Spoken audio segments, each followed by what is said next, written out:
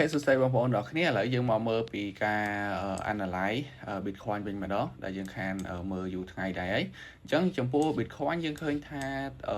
មួយសិលមិញនេះពី candle 4ម៉ោងនេះគឺវាធ្លាក់ខ្លាំងមែនតើធ្លាក់ពី 95,000 មកសល់ត្រឹម 92,000 ទេវាធ្លាក់រហូតទៅដល់ 3,000 ជាងដែលជាតម្លៃដែលធ្លាក់ដោយសារតែការដាក់ពន្ធរបស់លោក Donald Trump ដែលគាត់គ្រោងនឹងដាក់ទៅលើ NATO ហ្នឹងធ្វើឲ្យតម្លៃ crypto គឺចុះខ្លាំងហើយតម្លៃមាសគឺឡើងខ្លាំងយើងមកមើលតម្លៃមាសកន្លែងនេះគឺឡើងខ្លាំងនេះពីបន្ទាត់នេះបន្ទាប់ពីកន្លែងហ្នឹងមកនេះឡើងខ្លាំងឡើងពី4,593ឡើងរហូតទៅដល់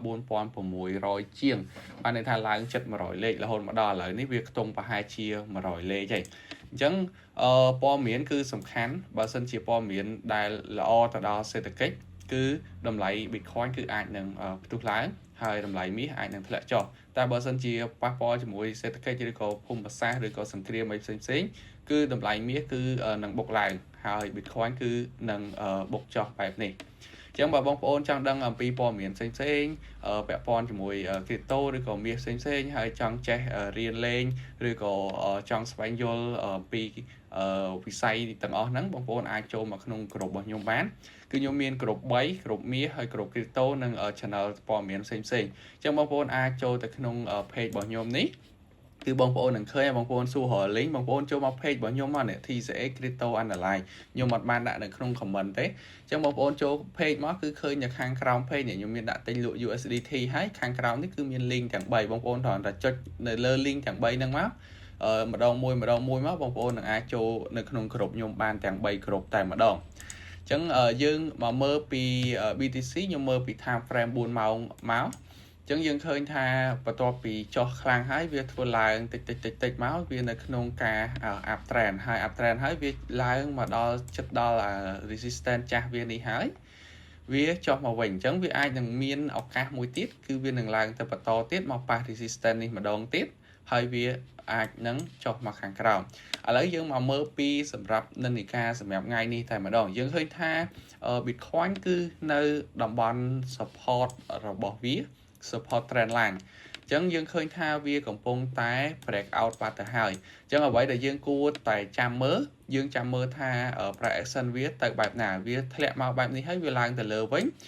ឬក៏វាធ្លាក់មកបែបនេះហើយវាឡើងទៅត្រឹមនេះវា retest ហើយវាចាប់ផ្ដើម reject ចុះមកក្រោមវិញអាហ្នឹងគឺយើងនឹងឃើញតម្លៃវាគឺនៅខាងក្រោមនេះឡើងមកដល់ក្រោមនេះម្ដុំ 84,000 វិញដែលម្ដុំចូលទៅដល់ support ចាស់វិញនេះ support នេះយើងឃើញនេះម្ដុំហ្នឹងឬក៏ម្ដុំនេះហើយអានេះក៏ជា support ចាស់មួយនៅខាងក្រោមដែលខ្ញុំគូសមកនេះដែរគឺតំបន់ដែលរឹងមាំ 80,000 ជាងហ្នឹងគឺតំបន់ដែលរឹងមាំបើសិនជាធ្លាយឧទាហរណ៍ថាធ្លាយចុះមកផុតជាមួយនឹងបន្ទាត់ដែលខ្ញុំគូសពណ៌រៀងទឹកក្រូចកម្ៅនេះមួយទៀតឡាតុំនេះយើងនឹងឃើញនៅម្ដុំ 60,000 ជាង 50,000 ជាងហ្នឹងហើយប៉ុន្តែយើងនៅរយៈពេលយូរទៀតដែលយើងតាមដានវាមិនមែនចុះមកភ្លាមបងប្អូនឃើញតែខ្ញុំថាចុះវាចុះមកភ្លាមទេយើងត្រូវទៅមើលទីផ្សារជាក់ស្ដែងអានេះយើងគ្រាន់តែជាការ analyze មើលថាវាបែបណាទេហើយទីផ្សារជាក់ស្ដែងគឺយើងនៅចាំមើលទាំងអស់គ្នាដូចគ្នាហើយសម្រាប់ថ្ងៃនេះបើសិនជាវាបិទ4ម៉ោងទៀតវាបិទនៅក្រោមនេះហើយវាឡើងទៅ retest គឺយើងឃើញកន្លែងចូលហើយអញ្ចឹងយើងមកមើល1ម៉ោងវាអាចនឹង retest បាត់ទៅហើយនេះអញ្ចឹងយើងមើល candle វាបន្ទាប់ពីវាចុះមកបើសិនជាវាចុះផុតជើងក្រោមវានេះ 90,000 ជាងឬក៏មកដល់ម្ដុំហ្នឹងតែខ្ញុំគូសមិញហ្នឹងហើយវា retest ទៅវិញវាអត់ផុតឡើងទៅអញ្ចេះទេវាឡើងត្រឹមប៉ុណ្នេះហើយវាចុះមកអាហ្នឹងហើយកន្លែងដែលយើងអាច entry ឬក៏អ្នកខ្លះគាត់ entry កន្លែងនេះគាត់ដាក់ stop loss កន្លែងនេះអាហ្នឹងគឺ short បើសិនជាសុវត្ថិភាពប៉ុន្តែ stop loss រៀងធំគឺម្ដុំនេះពេលដែលវាចុះផ្ដាច់ជើងក្រោមវានេះបានបង្កើត change of character ឬក៏ BOS បន្តទៀតគឺបង្កើត lower low អាហ្នឹងគឺយើងអាច entry កន្លែងនេះ stop loss កន្លែងនេះបានគ្រាន់តែថា stop loss យើងរៀងធំអញ្ចឹងបើសិនជាយើងចង់បាន102វាអាចនៅម្ដុំនេះ 88,000 ប៉ុន្តែយើងលេងនិយាយបែបនេះគឺសុវត្ថិភាពបានថាវា conform ច្បាស់លាស់ហើយថាវាអាចនឹងចុះមកភាគរយច្រើនអញ្ចឹង ដូចជាមានប៉ុណ្ណឹងទេចំពោះBTC សម្រាប់ថ្ងៃនេះបងប្អូនអាចមើលបន្ថែមទៀតអាប់ដេតបន្ថែមទៀតនៅម៉ោងបន្តពាក់ព័ន្ធជាមួយនឹង price action ដោយដែលខ្ញុំនិយាយអញ្ចឹងបើសិនជាវាចុះមកហើយយើងនៅចាំមើលកន្លែងនេះម្ដងទៀតបើវាឡើងទៅផុតអាហ្នឹងវានឹង retest ម្ដងនេះវាទៅទៀតតែបើវាឡើងទៅត្រឹមនេះវាចុះមកវិញគឺយើងអាចរកកន្លែង entry កន្លែងនេះបានអានេះទៅតាមការវិភាគឬក៏ជាបទពិសោធន៍របស់ខ្ញុំទេវាមិនថាដឹងតែត្រូវអីទេធម្មតាបើសិនជាយើងលេង trade យើងត្រូវហ៊ាន